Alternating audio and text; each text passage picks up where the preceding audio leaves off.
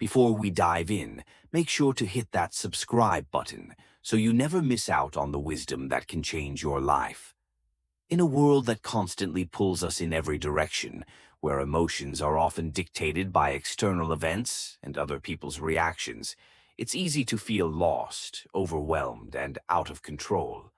But what if the key to finding peace wasn't about reacting to every twist and turn life throws at us? What if true strength lies not in giving more of ourselves, but in knowing when to step back, to pause, and to focus on what we can control, our own minds? This is the essence of Stoic philosophy, an ancient way of thinking that teaches us the power of self-mastery, emotional resilience, and the importance of living in alignment with our values.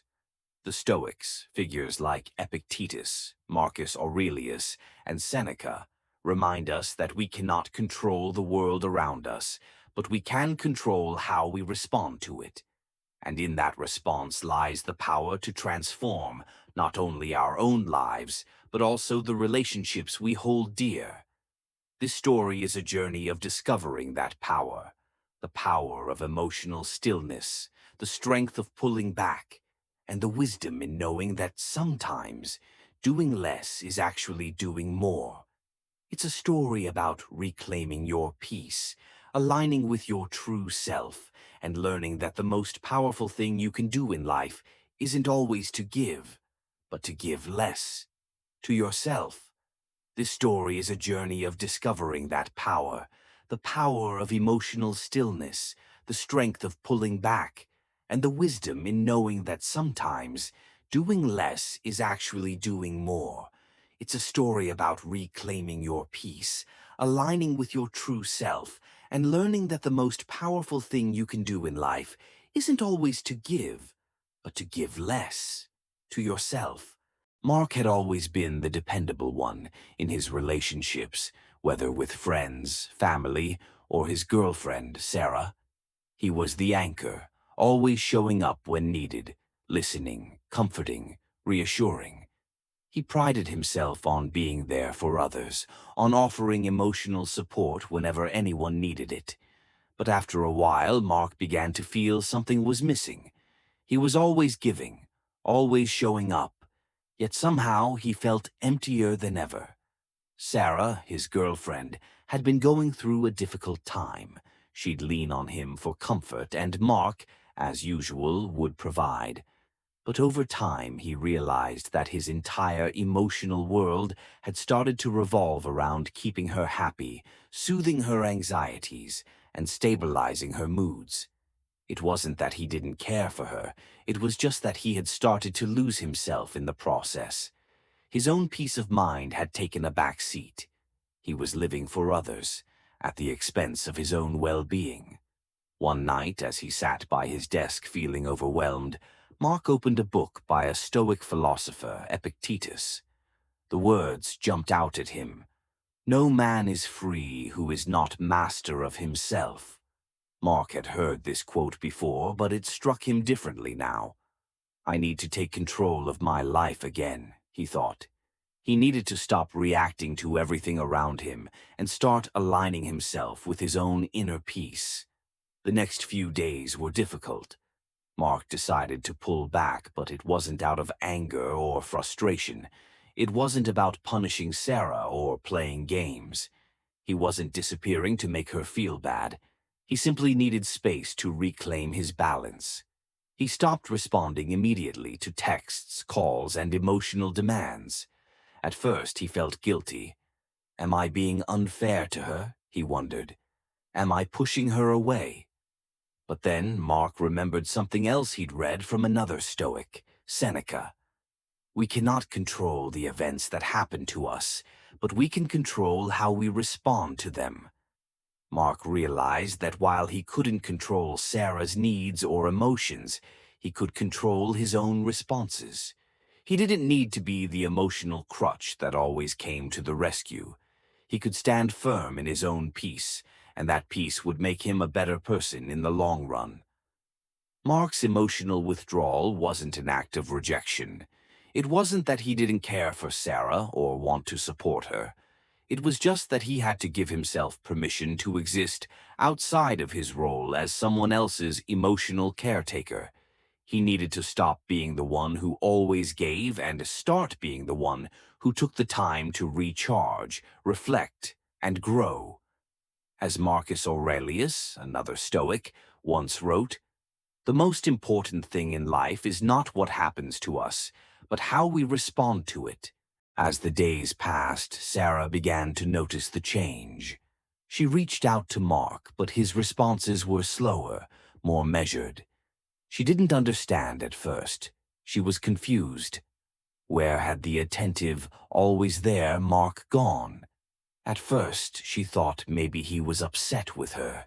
Maybe he had become distant, and she had done something wrong. But as the silence stretched, something unexpected began to happen.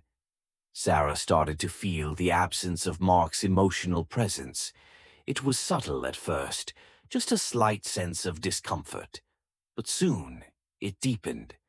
"Why isn't he calling me back right away?" she thought. "Why am I feeling so off?" As time passed, that discomfort transformed into curiosity. She started asking herself questions. Was I relying too much on Mark to make me feel secure?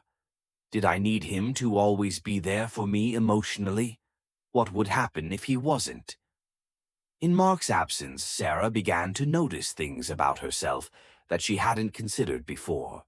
She realized how much of her own emotional stability had been dependent on his constant reassurance. She had never really thought about how much she had relied on him to fill the gaps in her own emotional landscape. But now that he was pulling back, she had to face her own fears and insecurities. Mark wasn't pulling away because he wanted to hurt her. He was pulling away to heal, to find his own footing again. In his silence, Sarah saw a reflection of something deeper, her own need for emotional independence. She realized that she couldn't continue to lean on him for her own sense of security. That realization wasn't easy, but it was important. She began to understand that she didn't need Mark to always fill the emotional voids in her life. She could be strong on her own. She could find peace within herself without relying on someone else to provide it. It wasn't that she didn't want him around. She simply learned to see that her own emotional world didn't have to be tethered to Mark's constant presence. For Mark, the change had been a quiet revolution. He hadn't expected the world to shift so dramatically by simply giving himself the space to be still. But in that stillness, he had found clarity. He didn't need to constantly chase after other people's approval or try to be the answer to everyone's problems. He didn't need to be the emotional provider all the time. He could choose when to give and when to withdraw, and that choice itself was empowering. Mark wasn't abandoning anyone. He wasn't being cruel or selfish. He was learning the art of emotional mastery, not by giving more, but by giving less. The more he pulled back, the more he found himself. The more he reclaimed his own peace, the more he became emotionally available in ways that weren't driven by obligation, but by choice. He started seeing his relationship with Sarah differently. It wasn't about him always giving her what she needed. It was about them both becoming emotionally independent, strong, and whole individuals, and then coming together as equals. He realized that true love wasn't about needing each other to fill emotional gaps. It was about choosing to be together, fully aware of and accepting each other's emotional autonomy. Over time, Mark and Sarah grew. Their relationship deepened, but not because they were more dependent on each other. It deepened because they each took the time to develop their own emotional strength. They became stronger, more connected not through constant interaction, but through mutual respect for their own personal growth. Mark's silence had spoken volumes. He didn't need to shout to be heard. His peace, his calm, his ability to step back had been the strongest statement he could make. Sometimes, the most powerful thing you can do in life is not to give more, but to give less. Give less of your emotional energy when it's not needed, and give more of it to yourself when it's time to recharge. In the end, Mark realized that silence wasn't about punishment or withdrawing out of spite. It was about reclaiming his own space, his own peace, and learning that true strength comes from within, not from always being there for everyone else. Through his stillness, he had found his true self, and in that, a deeper connection with Sarah. If you found this story valuable, don't forget to subscribe and turn on notifications so you can continue your journey toward personal mastery. As we wrap up, let the lessons of the Stoics echo in your own life. Remember, emotional mastery isn't about constantly being there for others or reacting to every moment of discomfort. It's about finding your center, aligning with your inner peace, and standing firm in your own values. True strength comes not from what we give, but from what we withhold when it's needed. For ourselves. Just as Mark learned through his journey, sometimes the strongest move is the quietest one. In his stillness, he found clarity, and in his silence, he found the power to be truly present, not through constant action, but through calm restraint. You, too, have the ability to choose how you respond to the world around you. In your peace, in your silence, you'll find the freedom and strength to navigate any storm that comes your way. As Marcus Aurelius said, you have power over your mind, not outside events. Realize this, and you will find strength. Let this be your reminder, your invitation, to take control of your own mind and live a life of true emotional freedom.